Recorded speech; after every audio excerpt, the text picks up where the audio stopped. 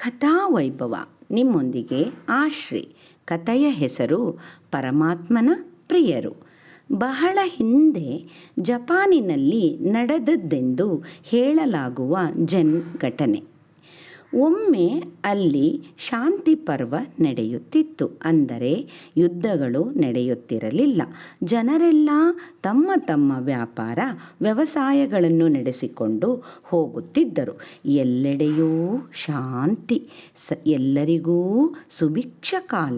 ಆದರೆ ಅಲ್ಲಿದ್ದ ಬಾಡಿಗೆ ಯೋಧನೊಬ್ಬನ ಕುಟುಂಬಕ್ಕೆ ಬರಗಾಲ. ಏಕೆಂದರೆ ಆತ ಈಗ ನಿರುದ್ಯೋಗಿಯಾಗಿ ಬಿಟ್ಟಿದ್ದ. ಯುದ್ಧಗಳು ನಡೆಯುವಾಗ ಆತನಿಗೆ ಕೈ ತುಂಬ ಗಳಿಕೆಯಾಗುತ್ತಿತ್ತು. ಶಾಂತಿ ನೆಲೆಸಿರುವಾಗ ಯೋಧರನ್ನು ಕೇಳುವವರು ಯಾರು? ಹಾಗಾಗಿ ಆತನ ಕುಟುಂಬಕ್ಕೆ ವಾರಗಟ್ಟಲೆ ಒಪ್ಪತ್ತಿನ ಊಟಕ್ಕೂ ಪರದಾಟ. ಒಮ್ಮೆ ಇಂತಹ ಪರಿಸ್ಥಿತಿಯಲ್ಲಿ ಆತ ತನ್ನ ಮನೆಯ ಬಳಿಯೇ ಇದ್ದ ಬುದ್ಧ ದೇವಾಲಯಕ್ಕೆ ಹೋದ. ಅಲ್ಲಿ ಇಬ್ಬರು ಬೌದ್ಧ ಭಿಕ್ಷುಗಳಿದ್ದರು. ಅವರು ದೇವಾಲಯದ ಉಸ್ತುವಾರಿ, ಪೂಜೆ ಪುರಸ್ಕಾರಗಳನ್ನು ನೋಡಿಕೊಳ್ಳುತ್ತಿದ್ದರು. ದೇವಾಲಯದಲ್ಲಿ ಆಳೆತ್ತರದ ಬುದ್ಧನ ಕಂಚಿನ ವಿಗ್ರಹವಿತ್ತು. ಅದರ ತಲೆಯ ಸುತ್ತ ಒಂದು ಪ್ರಭಾವಳಿ ಇತ್ತು. ಪದ್ಮಾಸನದಲ್ಲಿ ಧ್ಯಾನ ಮುದ್ರೆಯಲ್ಲಿ ಕುಳಿತು ಅಭಯಹಸ್ತವನ್ನು ತೋರುತ್ತಾ ಇದ್ದ ವಿಗ್ರಹ ಅಲ್ಲಿ ಪೂಜೆಗೊಳ್ಳುತ್ತಿತ್ತು. ಆ ಭಿಕ್ಷುಗಳನ್ನು ಬೇಟೆಯಾದ ಯೋಧ ತನಗೇನಾದರೂ ಕೆಲಸ ಕೊಡುವಂತೆ ಕೇಳಿಕೊಂಡ. ಆದರೆ ಶಾಂತಿ ಪ್ರಿಯರಾದ ಭಿಕ್ಷುಗಳು ಯೋಧನಿಗೆ ಏನು ಕೆಲಸ ಕೊಡಲು ಸಾಧ್ಯ? ಅವರು ಇಲ್ಲ ಎಂದು ಬಿಟ್ಟರು. ಆಗ ಆತ ತಾನು ಮತ್ತು ತನ್ನ ಕುಟುಂಬದವರೆಲ್ಲ ವಾರದಿಂದ ಉಪವಾಸದಿಂದ ಬಳಲುತ್ತಿರುವುದನ್ನು ಹೇಳಿಕೊಂಡು ತನಗೇನಾದರೂ ಆರ್ಥಿಕ ಸಹಾಯ ಮಾಡಲು ಕೇಳಿಕೊಂಡ. ಪಾಪ, ಭಿಕ್ಷುಗಳ ಬಳಿ ಬಿಡಿಗಾಸೂ ಇರಲಿಲ್ಲ. ಅವರೇನು ಮಾಡಿಯಾರು? ಆದರೆ ಆ ಇಬ್ಬರಲ್ಲಿ ಹಿರಿಯ ಭಿಕ್ಷುವಿನ ಮನಸ್ಸು ಯೋಧನ ದುಸ್ಥಿತಿಯನ್ನು ಕಂಡು ಕರಗಿತು. ಅವರು ಕೊಂಚ ಯೋಚನೆ ಮಾಡಿದರು.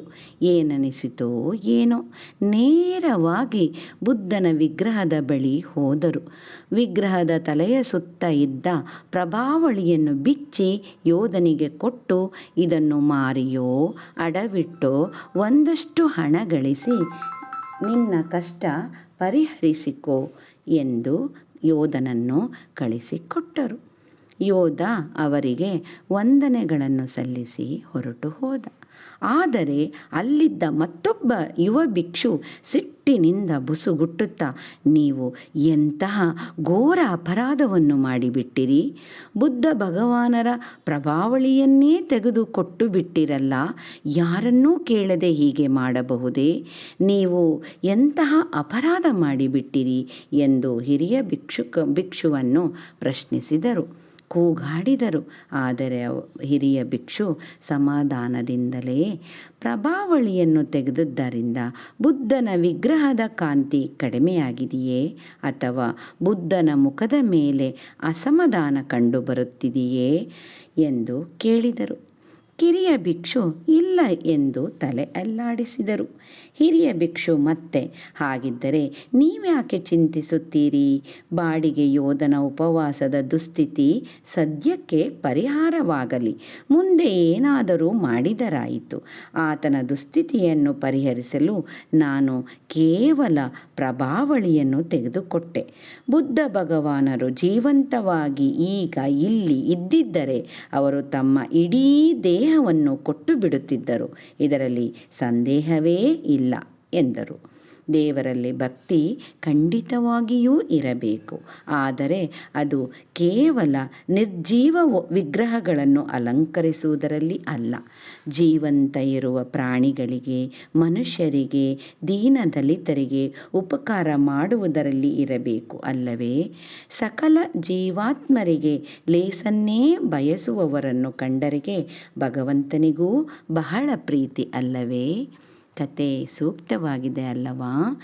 ಎಲ್ಲರಿಗೂ ಹೇಳೋಣ, ಹಂಚಿಕೊಳ್ಳೋಣ ಕಥಾ ಸಂಭ್ರಮದೊಂದಿಗೆ, ಕಥಾ ವೈಭವದೊಂದಿಗೆ. ನಿಮ್ಮೊಂದಿಗೆ ಆಶ್ರೀ.